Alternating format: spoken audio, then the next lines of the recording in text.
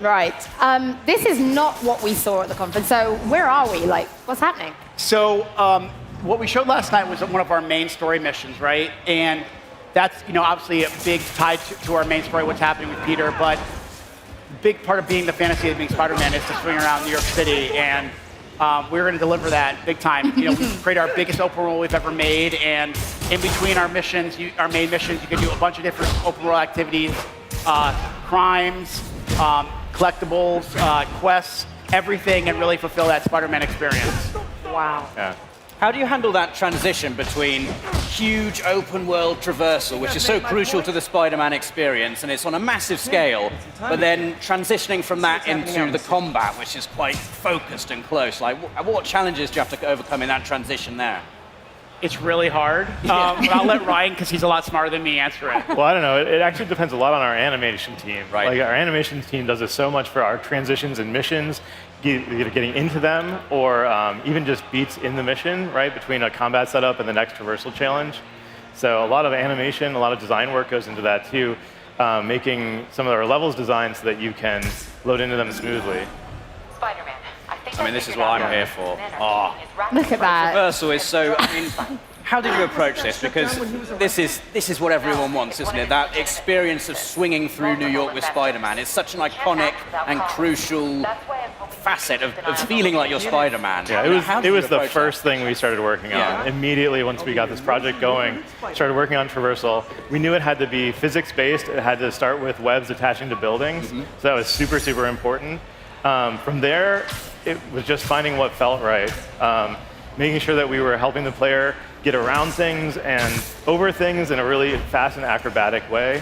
Making sure that all the animations that connect you, again, are looking amazing. And yeah, it just took a ton of work to find all the different places and things that you wanted to do, like the fire escapes that Jacinda's team needed on the buildings. We didn't have those initially. Like, we didn't have those initially, right? It's just square buildings because it's a test level, right? But then once we looked at what does New York actually look like, there had to be fire escapes. Yeah, that was definitely one of the challenges that we had, that we wanted to make sure that it's like a superhero playground. Yeah. So you have to be able to traverse on the ceilings, like walls, the ground. So if you guys play a demo, you should definitely check it out, because every single square foot of New York City is traversable.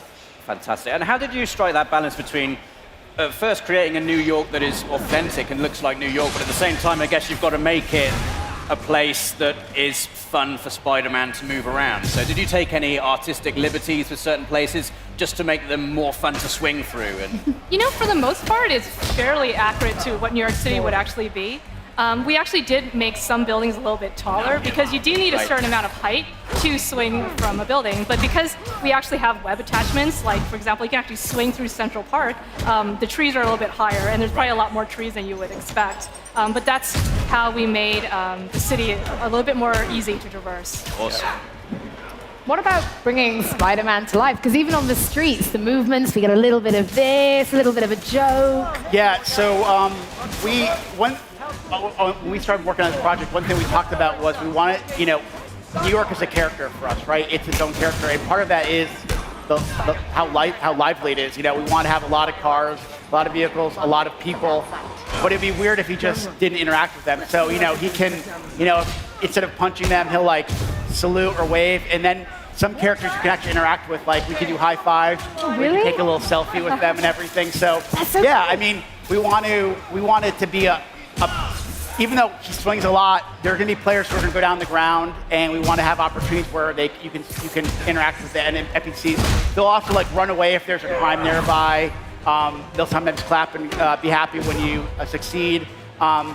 It's just one of those things that's, like I said, New York was really important for us to get right. Not only just the look and the feel, but also just how alive it is. Yeah. This is just fantastic. It's like, this is what everyone's wanted. Rob hasn't stopped talking about, this is what I've always wanted. I just want to swing around. But now I'm like, maybe I just want to be on the ground. It's been a dream project for a lot of us in Insomniac. So to see it, I just want to grab a controller and play it when it's awesome. So do I, quite frankly. Yeah, it's just this screen is pretty amazing. Yeah, I think it is being played live at the moment. It's just, we just wanted you guys to be able to tell us all about the game instead. Yeah, it's I mean, and this is, like I said, one thing about this is like, so Adam just completed what we call a fist-based there's a bunch of these different Fisk installments out in the city, and as you complete these open world activities, you'll earn these tokens, and you can spend the tokens to customize your Spider-Man. We always want you to be the Spider-Man that you want to be, so you can unlock new suits, new suit powers, suit mods, new gadgets, and upgrade those along the way. So, can we get some examples? Sure. So you see the little icon in the top right-hand corner is called the Web Blossom. Yep. So that's actually a suit power that you can unlock. And do you remember in the first combat room from Raft, he does that big twirly thing and the webs go everywhere? Yep. That's the Web Blossom. It's like a super move. Cool. And most of the suits actually come with a suit power, and you actually can mix and match them. So say if you like, our Noir suit, but you want Web Blossom, you can take that and place it on there, or, whatever the Iron Spider suit comes with, you could take that and place it on there. So can you change on the fly, or do you have to go to? You have to go to the menu to change it. But and then like for example, he has this web shooter attached. You can upgrade the web shooter to have more shots, faster reload, and then same thing for a bunch of our gadgets. And look at that New York City. I was like, behold the power of the PS4. Yeah, it's right there. I mean, what was this? An applause from the audience. Good job. That is incredible. Yeah, it's by far the biggest game we've ever made, and yeah, that's still a guilty pleasure of mine because I like to just climb to the highest buildings and just do a swan dive. Yeah. Wow. It feels awesome. Yeah, so they're actually playing. The demo is actually only a very small portion of the playable area in the city. So we have multiple districts, and this is really basically one district with maybe a couple corners of others, but it's a massive world. And so how do you bring a massive world to life with activities then? Because, okay, swinging around is fun, but we want to do stuff in that world too. Brian. I'm sending all the hard ones to him. Yeah. Thanks, Brian. We have a lot of different activities that are in the world. In this demo, there's actually our research stations. Everything comes with a story reason for it. There's also our dynamic crime system. There's that Web Blossom we were talking about. That you can see they're stuck in there now inside that little cubby. So the dynamic crime system is there all the time. And so you actually earn the tokens through that and then put those back in your upgrades. And then as you go through the story, different other activities unlock across the world. Yeah, that's kind of one of the cool things about the city is that it's constantly evolving, Yeah. The citizens evolve, the activities evolve as the story evolves. She's actually pointing So another out something. thing is actually at certain points they'll actually the people in the world will actually point out things that you can do. Like they pointed to an activity in the world. So And off you go. Off you go. Yeah. And Peter Parker has been Spider-Man for 8 years in this game. right. What was behind the decision to make him a more experienced Spider-Man? So I think when we were early on, we were talking about the story and the kind of story we wanted to tell. We knew right away we didn't want to do an origin story because people told us pretty quickly they don't want origin stories. And, coincidentally, the studio side was doing the younger Spider-Man, which is a great. So we thought, what would be a good time in his life to explore? And I just remember back when after I graduated college, what life was like. It's like that, and you're finally an adult now. You're paying your own bills. You have a job for the first time. You're trying to make a name for yourself. So we just thought that would be a good opportunity to explore for Peter, and they're so accessible to people who aren't the hardest core fans, right? So we worked really hard with whether it's design, art, character, UI, to make sure, and the story to make sure that we're educating people who Yuri Watanabe is, even who Aunt May is, or Martin Lee, aka Mr. Negative. We want to make sure that whether it's actually in the game, whether you're playing a mission, or even you're going through our UI, that we educate you on who these people are, because we can't assume that everybody knows the characters like we do, right? That's just unfair, because our job is to know who these characters are, right? But I think we want to make sure that it has a level of accessibility. I think everything we do, whether it's swinging, combat, upgrading his character, and then our story and our lore, there's a level of accessibility to it. We want as many people to play this as possible. Yeah. So I think that's what the comics and the movies do really, really well. Yeah, and I was going to say too, in Marvel stories, first and foremost, all of the characters are human, right? Who just happen to have extraordinary things happen to them or happen to have extraordinary abilities. And that's what we're telling here. We're telling a human story. And I think that players who even, if they're not Spider-Man fans, will find this story very relatable. So. I mean, I totally agree. Like, I mean, that was the biggest thing we said. As much as it's awesome superhero fantasy, it has to be a human story. And I think that we want it to be a great, interesting story, even if you didn't have the superhero. That's just, that's the layer we put on top. And it's, like I said, it's much of a Peter Parker story as it is a superhero, as a Spider-Man story. I think the other thing is that we worked really close with Marvel to find out the identity of those characters, like really what defines that character, and then work from that in our universe. That's something Brian and Bill Roseman at Marvel worked on really long. Yeah, the one thing to remember is this is not based on the movie, or it's not based on a particular comic story. It's our own Spider-Man universe, and the mantra was we want to respect the traditions of the franchise, but we also want to don't be afraid to mix things up. Yeah. So, like for example, in our world, up into this game, Wilson Fisk has been the big bad. Like it's all about taking down Wilson Fisk, and then once he's out, it opens the door to new threats. So. And the great thing working with Marvel is they've been so open to pretty much everything. And there's some really big things in the game that we haven't revealed yet that I think are going to surprise a lot of people, that they were like, they went for that. And people like Bill and Eric and Mike, they've been unbelievable collaborators on this, along with Sony. And it's quite amazing that you've been given the freedom to create your own Spider-Man universe. Can you remember, like, I don't know if you can pinpoint a specific moment, but the first day you guys worked on this game and you knew you were going to be creating your own Spider-Man universe, what were the first ideas that came into your head? I would say the first thing you do is you start to fanboy out. Originally, you're like, well, I want this character, and he's going to do this, and they're going to do that. And then the reality sets in that you have to make a Spider-Man game, and you get freaked out to the point of like, there's so much, I mean, this character is beloved by so many people. And then you just break down what's really important about the character. There's so many people on the team that love the character. What are the common things we all love about him? And then it's just a really great collaboration between us, Sony, and Marvel. And also at the same time, I think that one thing I feel like in the last year or so that's really made this game feel really special is that it feels like an Insomniac game. Right. Like I remember reading an article a little while back about it was like the 8 things we want to see from Spider-Man, and one of them was I want to see Insomniac DNA part of it. So like, if you look at his suit powers, his gadgets, the humor, it feels like an Insomniac game. So I think it's one of the things I'm most proud of working on this. So I mean, again, it's all thanks to the team and all the work they do. I mean, they make it pretty special. Let's talk a little bit about the combat since we're seeing it, because it's not just it's the way he's using the environment as well. We were ripping off car doors at one point. Now we're pulling like shells down on people. It's a really expansive fighting system. Yeah, I mean, making him an acrobatic improviser was one of the first sort of touchstones of the combat system. Getting a lot of webs in there and using the environment were 2 key things. And it took us a while to get all the web action we could get, like the swing kick that Adam just did was something that we had to sort of discover along the way. But we found out the more webs you have, the more unique Spider-Man can feel. Getting him really acrobatic, so the dodging, the leaping, going into the air is another really important thing for Spider-Man that lets us, I love that one, sorry, a little air finisher there. And there's our weapon wheel. Bring that weapon wheel up, when we finally got that in the game, it was like, wow, that's an Insomniac. It feels like coming home as an Insomniac, you know? Yeah. We're seeing some of them in action now. And like for us, our experience with Sunset Overdrive gave us a leg up on getting traversal up and running. But for us, for combat, it was just something new. It was something we hadn't really done a big third-person action game like melee-based.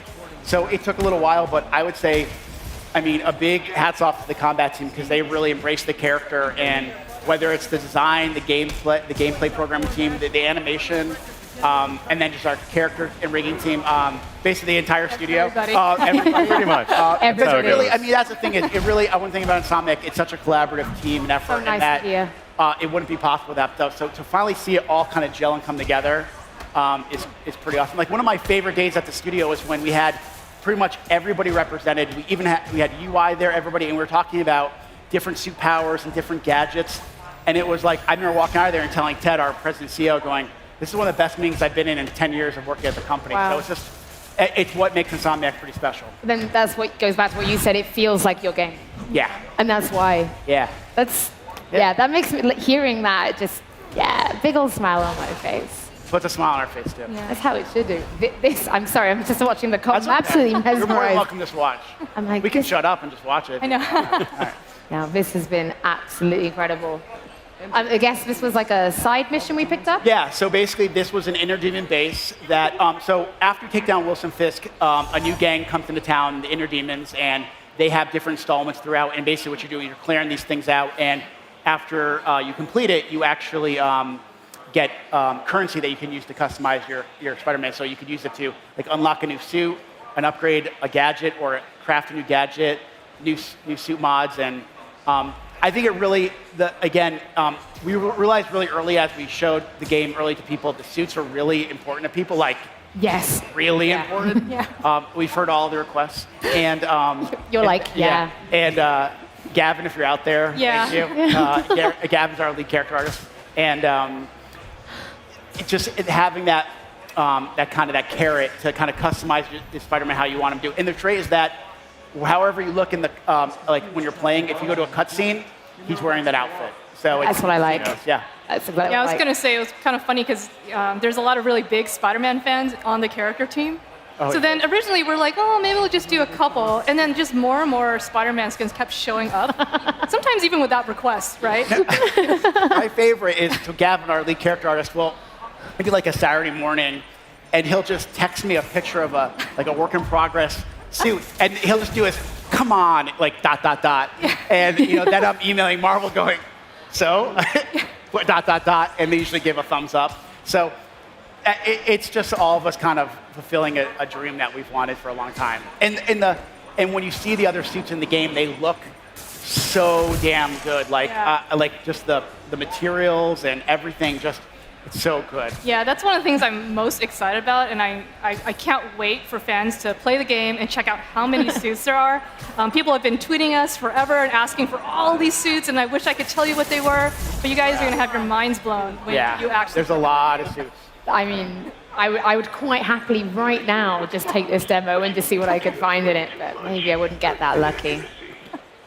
It says focus bar full. Tell me a little bit about what that means. Right. So the focus bar is sort of represents how your flow in combat and traversal, and then you can use that for one of two things. You can either use it to instantly take down an enemy, or you can use it to heal. And so it's a little bit of risk reward in the gameplay system that lets your basically your performance determine how you want to succeed, right? So that's what you're doing, and you can actually build that up through like acrobatic combat, whether it's using webs, getting into the air, or actually doing cool traversal moves as well, swinging around the open world. Rob hasn't taken his eyes off the screen. I don't think Rob doesn't realize he's on the stage anymore. He's just like Spider-Man. Yeah. Do you have any questions for us? Can you climb to the top of the Freedom Tower? Yeah. Can you do it? Not in this Not demo. in this demo, no. It's on the other side of the city, but yes, you can. Empire State's in this. Yeah. In this And also you can go to I think Avengers that's our Tower as tallest well one. if you want. You or can climb swing. on anything. Yeah, you can pretty much. There's nothing you can't climb on. Is the whole of New York like available right from the get-go? Can you swing around the whole? Yeah, I mean, pretty much. I mean, we send you to Fisk Tower pretty quickly. Like the game opens up with you getting basically an alert that hey, we're going after Fisk right now. Get your butt here, and you start swinging toward it. Then you finish that mission, and the whole city's open to you. Amazing. Yeah, and it's you can explore it from pretty much the minute after you defeat Fisk.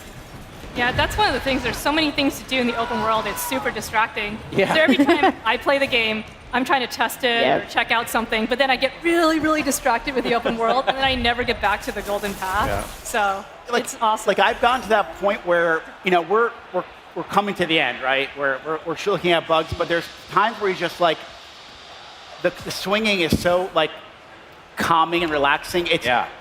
It's a point where I say this, and this means a compliment. You almost take it for granted because it's so easy just to get in the flow of things, and it almost becomes like therapeutic. Like it's relaxing to swing through the city after a hard day of working. Are you trying to say making games is stressful, Brian? Yeah, sometimes. Is that what I'm hearing? Sometimes. But yeah, I mean, it's just, it's like we will continue to work on traversal till the producers tell us we can't work on it anymore. And so that is it. Guys, it's got to ship. Yeah, exactly. Let's talk about some of the colored beams of light we kind of see now and again on the map. I'm assuming they represent things that we can do, but what are those particular things? Oh, the beams. Yeah. No, basically is you can go to you can hit pause and go look at the pause menu, right? But like we want to keep Spider-Man moving, so you basically just kind of ping the world, and your kind of visors gives you a view of all the activities in the area. So like the green represents one of Peter's old backpacks, and there's a collectible in there that kind of gives you a little bit more of the history of his 8 years of being Spider-Man. You'll see red is for the active crimes in the area, and then there's ones for bases, research stations. So research stations are these quests that you can go on, and the research stations are actually run by Harry Osborn, your best friend, who's out of town. And he's like, hey, Pete, can you swing by? You're a smart guy. But he doesn't know you're Spider-Man. So he just thinks you're this smart scientist who's going to solve these problems. But of course, we solve them as Spider-Man. So we have all these, and these are just a handful of the activities that you can do in the world. So I just saw the high five, and I was it's like, one of those so things, we just, like, the beams are lighters kind of, we want you to be able to get where you want to go quickly without kind of stopping the game. This is amazing. I'm a little worried that I think we're coming to the end of our time here on stage. No, that's And I'm not sure I want to king off now. Like, Oh, now yeah, now you get to the shock Well, now phase. we're gonna have to carry on, guys, because I need to see what happens here. So I mean, this, like I said, we wanted to bring a lot of villains to E3. So this is actually the Shocker, who you meet early on in the game, and of course he. Thank you. I'm glad you're happy. Here's the Shocker for you, and you know, Shocker is robbing a bank, so we got to take care of business. Classic bad guy move. Exactly, Don't rob yeah. a bank. Yep. Or banks in New York City.